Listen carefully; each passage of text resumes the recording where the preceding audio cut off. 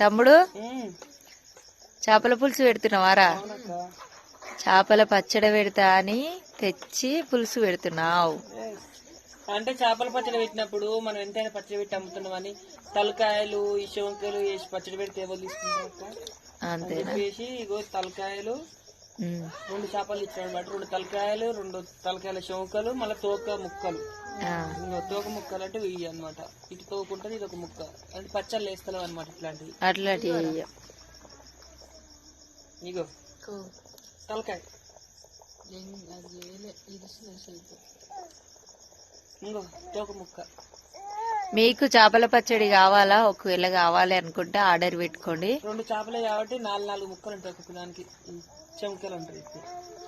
Number అయితే చెప్తున్నా వినండి. 9059077109 కి వాట్సాప్ మెసేజ్ చేయండి. మెడ దగ్గర ఉన్న ముక్క ఇది కూడా చాంద్లేస్తాం.